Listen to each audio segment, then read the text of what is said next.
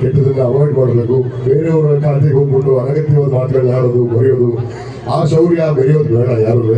So ನಿಮ್ಮ ಸುತ್ತಮುತ್ತ ಯಾರಾದ್ರೂ ಅವ್ರ ಗಂಡವ್ರನ್ನ ತಡೆಯೋ ಕೆಲಸ ನಿಮ್ಮಿಂದಾಗಲಿ.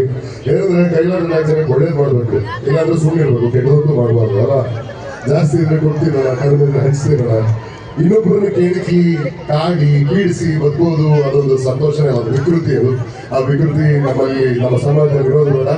ಒಳ್ಳೇದನ್ನು ಮಾಡಿ, ಒಳ್ಳೇದನ್ನು ಬಯಸಿ, ಒಳ್ಳೇದನ್ನು ಹರಿಸಿ, ಒಳ್ಳೇದನ್ನು ಮಾಡಿ ಹೋಗಿದ್ದಕ್ಕೆ ನಮಗೆ ನಮ್ಮ ಮಹನೀಯರು, ನಮ್ಮ ಹಿರಿಯರು ಇವತ್ತಿಗೂ ಅವ್ರ ಕಾಲವಾದ ನಂತರ ನೆನಪಲ್ಲಿದಾರಲ್ವ, ಅವ್ರನ್ನ ಕೊಂಡಾಡ್ತೀವಿ, ಆಚರಿಸ್ತೀವಲ್ವ. ಕಾರಣ ಅವ್ರ ಒಳ್ಳೆ ಕೆಲಸಗಳು ಅಷ್ಟೇ. ಯಾಕಂದ್ರೆ ನಾವು ಯಾರು ಶಾಶ್ವತ ಅಲ್ಲ, ನಮ್ಮ ಯೋಚನೆಗಳು ನಾವು ಮಾಡೋ ಕೆಲಸಗಳು ಶಾಶ್ವತ. ಅವಾಗಷ್ಟೇ ಗುಡಿಸಲಿ ಆಗಲಿ ಎಂದು